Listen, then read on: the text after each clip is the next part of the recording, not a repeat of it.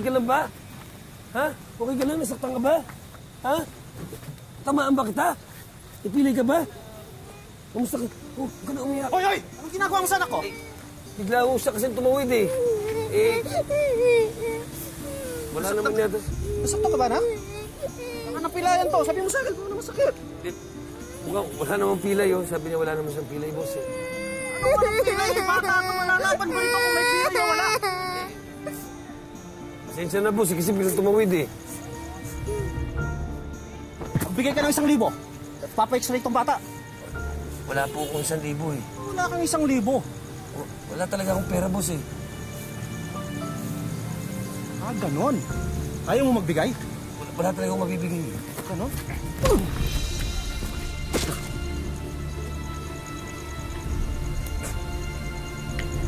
Tago ka, ha?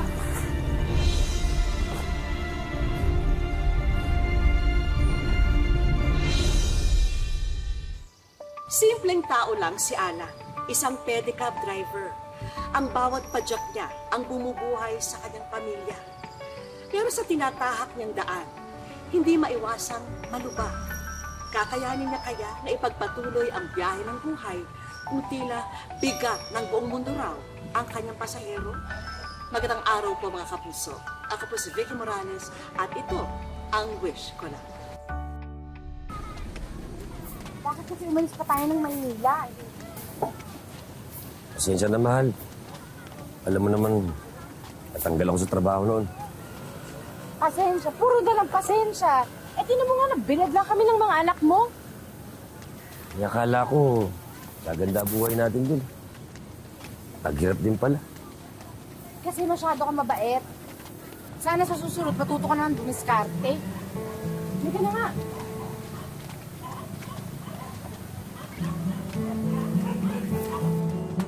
Anong ginagawa niyo rito? Ate, hindi mo ba natanggap yung text ko? Alin? Yung dito kayo titira? Hindi pwede, no? Dave, bakit naman? Kaya nga di ko sinagot yung text mo, di ba? Kasi ibig sabihin, hindi pwede.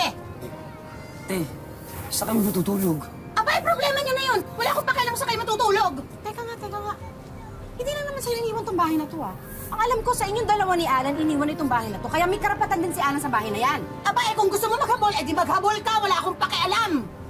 Gagawin ko talaga yan. Ay, di gawin mo! Alam mo, napakagahaman mo nung sinusunan mo lahat ng pamana. Gahaman ka! Hindi ako gahaman! Ano? Iniwan mo ako! Sandali, ah! Hoy! Alam mo, papapayag na ako dapat na dito kayo tumira? Pero dahil sa ginawa nitong asawa mo, manigas kayo, magtulog kayo sa kalye, wala akong pakialam sa inyo! Hoy! Shirley, lumabas ka! Buksan mo ba? Shirley! Ano ba? Ikaw ano? Hahayaan mo lang siya na ganyan-ganyanin tayo? Hindi mo lang ipaglalaban yung karapatan natin. Saan tayo titira ngayon ng mga anak mo, ha? Saan tayo?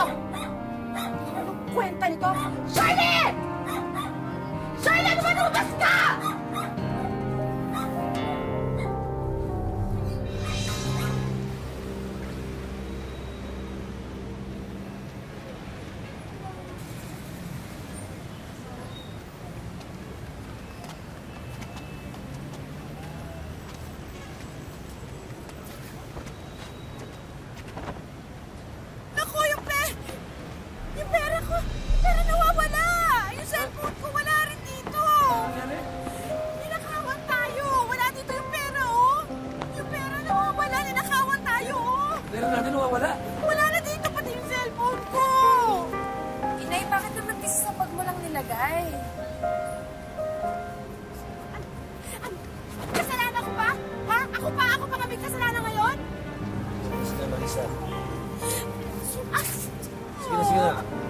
Marisa, huwag ka na mag-alala. Ako na bahala.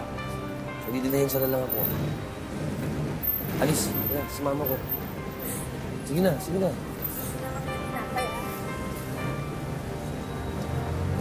anak.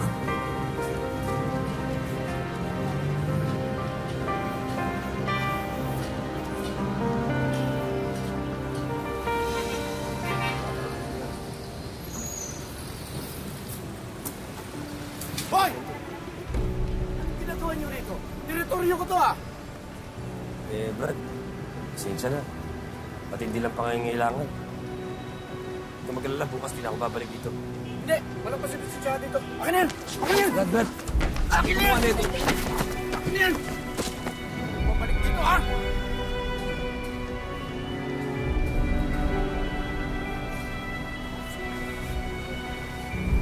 Saan hindi kasi anak eh. Mahal. Saan ba kayo galing? Eh, kanina pa namin kayo nahanap. Eh, dito pala kayo lumipat. Tinapay. Mga anak, kain na kayo, kain na kayo.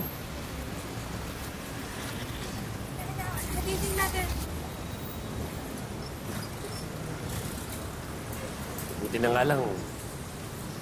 May nakita kaming tindera sa may grocery. Awa yata sa amin, nabuta kami ng pera. Swerte-swerte nyo naman. Ano naman? Ikaw, Mahal. ano? Ikaw, Alan, tigilan mo ako sa mahal-mahal mong yan, ha? Hindi ito yung buhay na pinangako mo sa akin. Yung pinakasalan mo ako, alam ko ba na ititira mo kami sa sidewalk? Bigyan mo naman ako pagkakataon. Alam ko naman ihirapan ka rin eh. Nahihirapan? Malamang! Sa sidewalk tayo nakatira, oh!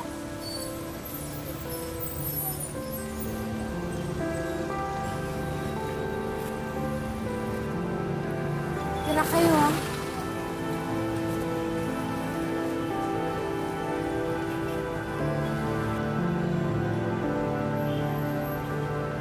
Dahil wala ng ibang masilungan, ang lansangan ang naging tahanan ng pamilya ni Ala. Pero hindi rin nagtagal nang magising sa katotohanan ang ama na papanganib dito. Ano yun? Ano yun? Naku, mabatag, bumisig ka! Alan! Alan! Bumisig ka dali! Parang awa mo na yung makamat tayo. Maging okay na sa tayo. Maging tayo. Ano ba? Ay ka na! Bumisig tayo! Bilisan nyo, bilisan nyo! Bilisan!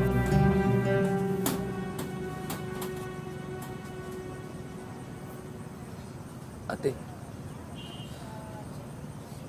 parang awa mo na. Tulungan mo naman kami.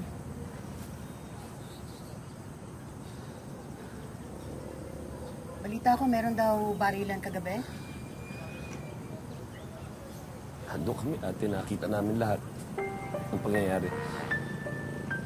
Kaya nga na, nandito kami para makaawa sa iyo. At narin si mga pamangkin, baka kung ano pa mangyari sa kanila eh.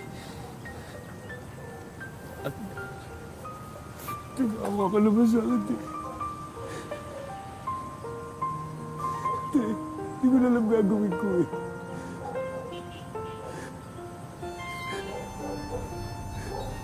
Sige na, sige na, sige na. Sige na, pumasok na kayo dun sa loob. Mamaya ako, ano pa mangyari sa mga pamangkin ko? Kasalanan ko pa. May mga retaso nga pala nakahoy dun sa likod, tsaka yero. Gumawa ka na lang ng masisilungan nyo, okay? Sige na, Sige po. pumasok na kayo sa loob. Sige na, sige na, sige na. Sige na, sige na.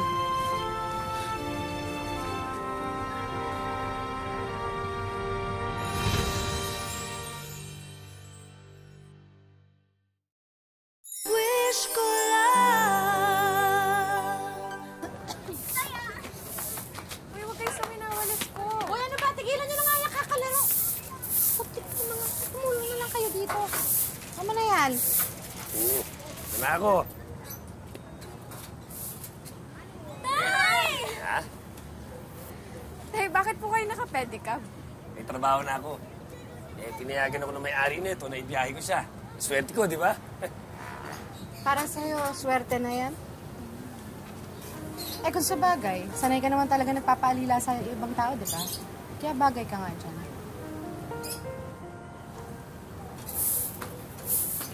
Alan!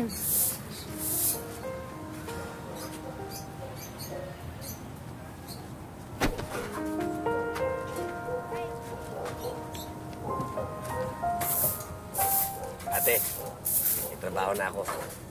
Mabuti naman. Ay, teka muna, Alan. Kasi, napansin ko itong mga anak mo, wala naman masyadong ginagawa dito, di ba? Siguro mas maganda kung tutulungan na lang nila ako sa gawain sa bahay para kahit papaano meron silang pangkain nila, di ba? Sige, sa kanila kung gusto nila. Pwede naman po. Ha?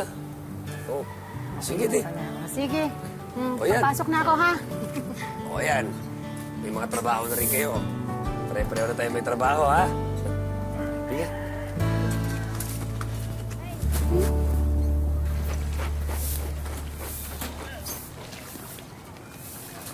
Uy, ayusin mo naman yung paglalaba mo. Tanggalin mo maigi yung mancha, oh. Kukuskusan ka naman po ng Laki na nito, hindi ka na maglaba. Hoy, tigilan mo muna yan. Kuha na mo ako ng tubig. Walang tumutulo dun sa gripo. Bilis!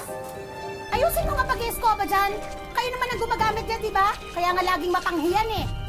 Pagkatapos ng bilisan mo dun sa labas dahil lumalakas na yung ulan, kuhanin mo yung mga sinampay. Oo nga pala, Alan. Nakausap ko yung classmate ko dati, si Melinda. Tutulungan daw niya ako mag-abroad. Mag-abroad ka? Bakit ka mag-abroad? Bakit? O, di para iahon tayo sa kahirapan. At para hindi na rin inaalila ng kapatid mo itong mga bata. Eh, di ba, mahal ang bayad sa mga yun. Eh, pwede naman natin utangin yung placement eh. Tapos tsaka na lang babayaran pag nandun ako. Paano naman kami? Paano yung mga bata? Alam mo, kaya walang nangyayari sa buhay na to eh. Napakahina ng loob mo. Duwag ka. Kung ikaw, kontento ko na sa pesting buhay na ganito, pues ako hindi. Basta, mag-a-apply ako.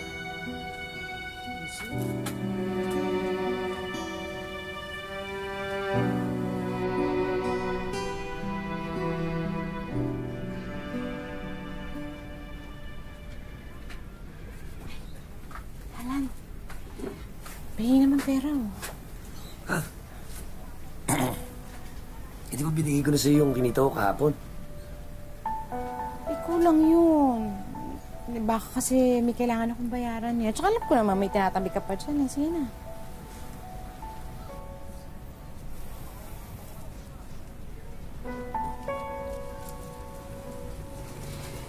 O sige. Alis na ako, ha?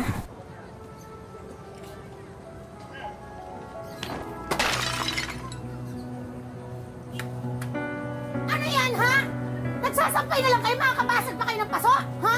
Naku, ikaw. Dito. Ikaw, ha? Magpasampay lang kayo, ha? Ikaw din, ha? Siyang tama na yan! Hindi na ako sinasadya ni Junior! Siyang tama na yan! Tama na po! Ha? Pati ikaw, ha? Mas marunong mo kayo sa akin, bahay ko kaya to! Ha? Ano kayo, ha? Ate! Tama ate! Anong tama na pinagsasabi mo dyan, ha? Kakapihan mo itong mga anak mo? Kaya nagkakaganyan yung mga anak mo eh! Nahahawa sa nanay! Pareho ng nanay! Ate! Eh!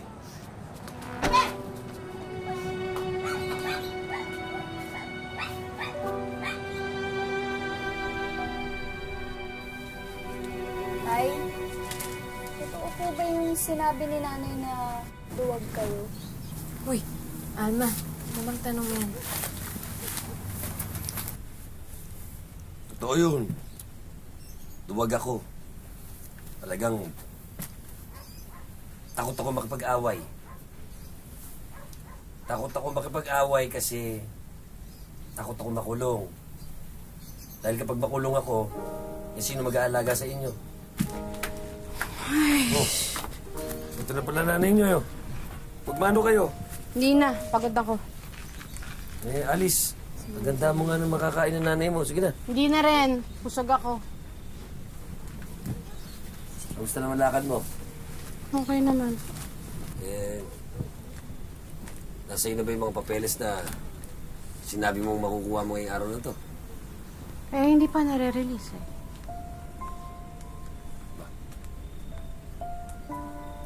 Balik-balik ka na doon, ha? Laki-laki na rin nagagastos mo doon. May mga resibo ba yan? Baka naman naloloko ka. Eh, bakit ba sa pagtatanong mo parang gusto mo magduda sa akin? Ha? Ako na nga itong gumagawa ng paraan para umasenso buhay natin. Ako pa inuusisa mo? Tatanong lang naman, mahal. Hindi ko gusto yung tono mo. Bihis lang ako.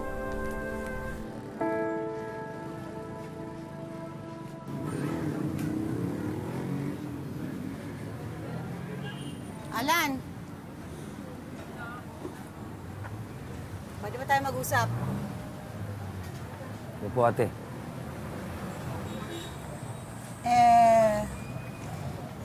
Gusto ko lang sanang humingi ng paumanhin doon sa nagawa ko sa mga bata, yung pagpalo ko sa kanila. Susubukan kong na yun maulit. Tama ka naman eh. Nadadamay lang sila sa galit ko kay Marisa.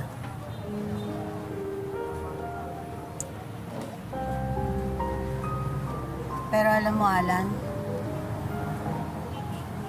bantayan mo yung si Marisa. Wala akong tiwala sa kanya. Sige po, ate.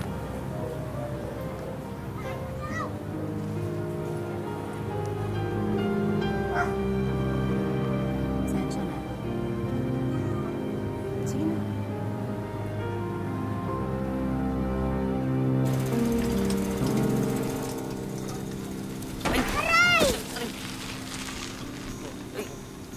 Okay ka lang ba?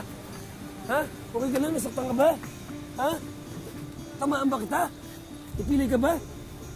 Kamusta ka? Huwag ka umiyak. Hoy, hoy! Anong ginagawa mo sa anak ko? Bigla ako siya kasi tumawid eh. Wala naman natin. Nasaktan ka ba, na? Baka napilayan to. Sabi mo sa akin kung ano masakit. Wala namang pilay yun. Sabi niya wala naman siyang pilay, boss eh. Ano walang pilay? Bata ka, malalaban mo rito kung may pilay o wala. Pasensya na, boss. Kasi bigla tumawid eh. Magbigay ka ng 1,000. Papa-x-ray tong bata. Wala po akong 1,000 eh. Wala kang 1,000. Wala talaga akong pera, boss eh. Ah, ganon. Ayaw mo magbigay? Wala talaga akong mabibigay. Ganon?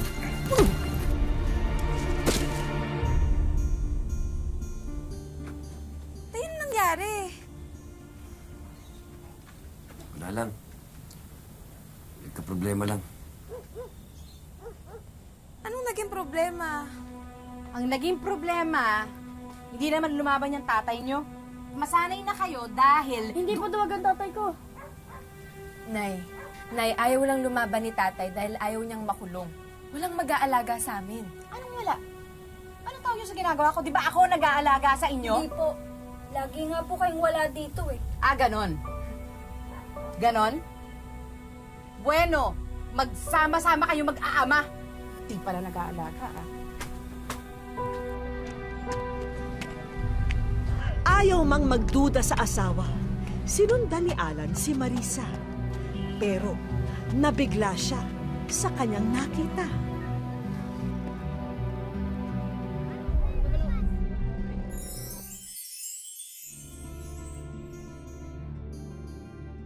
Wish ko lang.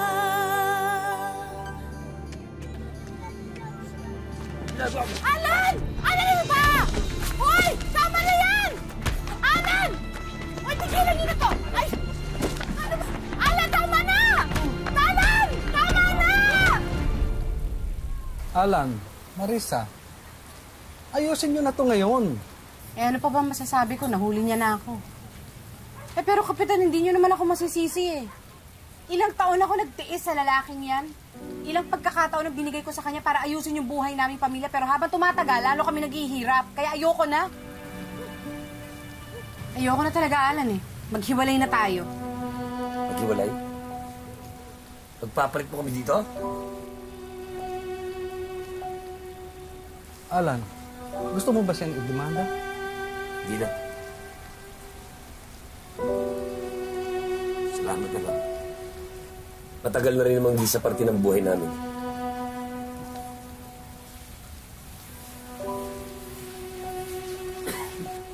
Alis na kami. Halika na. Desidido na si Marisa na makipaghiwalay kay Alan. Masakit man sa mag-aama ang ginawa niya. Kailangan ni Alan magpakatatag para sa mga mahal na anak na naiwan sa kanya.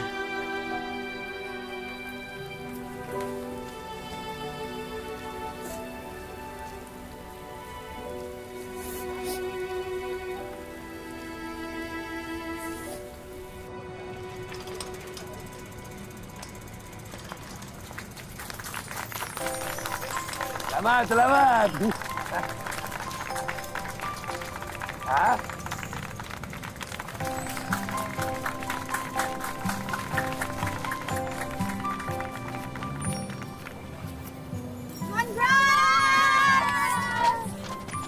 Congrats! Congrats! Hey, ate! Congrats! Ay, meron ako hinanda. Kahit konti, magsa-celebrate tayo para sa pamangkin ko. Ay, salamat, ate. Halika na, kain na tayo. Bilis, bilis. Pasok, pasok. Alam mo ba? Congrats. Nakapagpa-graduate ka rin kahit padyak lang ang puhunan mo. Natutuwa ako para sa'yo. Salamat talaga, ate. Hindi gumagamit pang biyahe. Sabi pang padyak. Sana kayanin ng mga binti ko. Ano ka ba? Kaya mo yan. Tsaka alam mo, matapang ka. Matapang ka para sa pamilya mo. Kaya huwag kang susuko, ha? Ha? Hindi mo na po yung mga bata. Ay, halika na, baka pumayat ako. Halika na, baka pumayat ako. 6 na taon na ang nakalipas mula nang iwanan si Alan ng misis niya. Pero sa halip na malugmok, mas pinili ni Alan na pagbutihin ang pagpapadyak niya para maitaguyod ng wasto ang mga anak niya. Sabi ko lang sa mga anak ko, sama-sama tayo rito. Na kayong pag-aralin. Pero aminado ang haligi ng tahanan na hindi madali ang makalimot at magpatawad. Hindi ko kaya patawarin yun. Mahirap yun. Niloko niya ako eh. Ako ginagawa ko sana para mapag-aral yung mga bata. Pero siya iba. Hindi ko nakita sa kanya gabayan yung mga bata para hanggang lumaki. Ako ang naggabay sa mga anak ko. Hanggat may lakas pa siya, araw-araw pinapasada ni Alan ang pedicab. May boundary siyang binabayaran sa may-ari nito. Ang natitirang kita ay pinagkakasya niya para sa pamilya. Palati lang yung kilo, yung bigas. Palating kilo lang, pagkakasaya na namin yun. Tapos yung ulam, bili-bili na lang kaming luto. Yung binibili ko nga lang dyan, tag-10 piso eh. Dito sa pinagtagpi-tagping tahanan ito, nakatira ang mag-aama.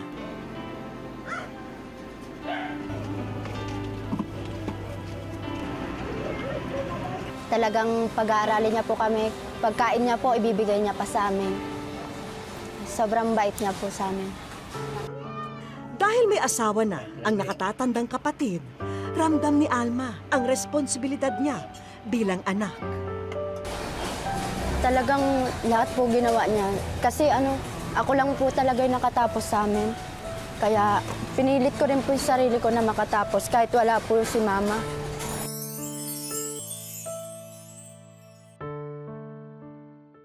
Sa aming pagbabalik. Hi, Tatay! Welcome sa Wish Ko Lang!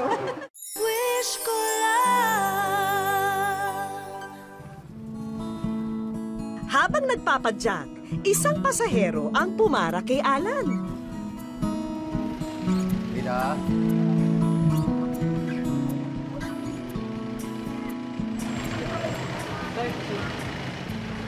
Naiwan ko po ata yung wallet ko. Tama na lang po. Oh, sige. Meron lang po ako sa kasama. Tatabi ko lang. Niyaya na lang ng kanyang sakay na sumunod si tatay sa loob ng court para ibigay ang bayad. Pero lingid sa kaalaman ni tatay, ang lalaking ito ay aming kakutsaba.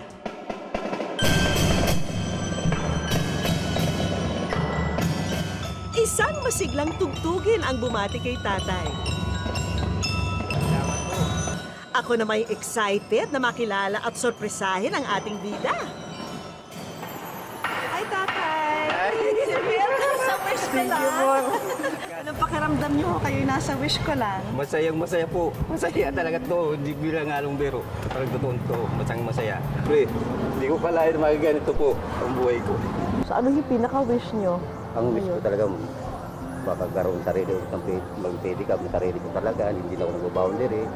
Tapos yung mga anak ko makatapos. Sa puntong ito, pinatawag namin ang mga anak ni Alan. Nasaan mo sila ngayon? Nasa bahay po yun. Nasa bahay? Sabi sila?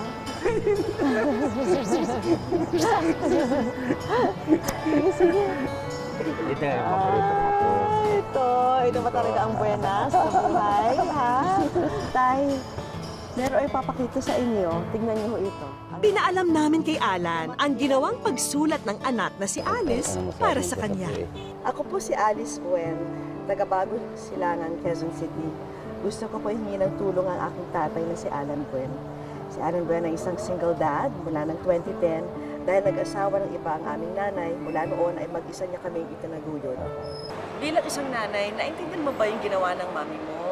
O mas hindi mo naintindihan? Mas hindi ko po naiintindihan kasi kagaya po namin ng asawa ko, madalas din po kami nag-aaway, pero nagkakapatid din po kami. Kaya sa ginagawa po ng tatay ko para sa kanya, hindi ko alam kung ba't niya nagawa. Sa hirap ng ginagawa ng tatay ko, kung bakit gano'n, hindi ko maintindihan bakit niya pinabayaan yung tatay ko nang walang alam. Bakit anong pinaka-importanting bagay na nagawa ni Papa para sa'yo? Pinag-aaral niyo po kami kahit hirap na po siya.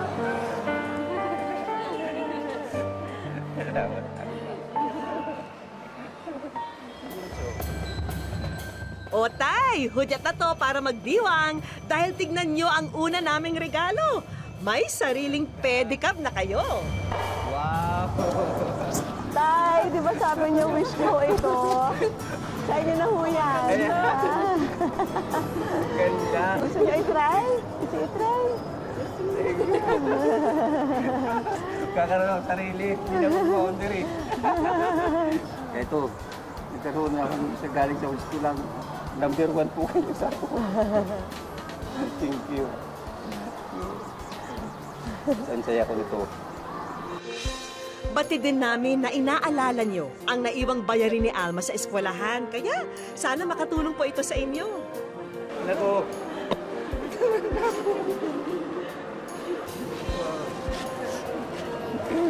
Thank you. Salamat tayo nito. Thank you po, Mom. Bukod pa rito, lahat ng construction materials na ito ay inyo na rin para mapagtibay nyo po ang inyong tirahan. Laking tulong nito. Tila na bunutan ng tinik sa leeg sina Alma nang aking inabot ang college scholarship na handog ng isang kaibigan. Mag-isang itinataguyod ni Alan ang kanyang mga anak. Isang tunay na haligi ng tahanan na may tibay at may tapang na hanggang isakripisyo ang lahat para sa kanila. Hanggang sa susunod na Sabado mga kapuso, lalo na po yung ating mga kapuso abroad na nanonood via GMA Pinoy TV, ako pumili si Vicky Morales. At ito ang wish ko lang.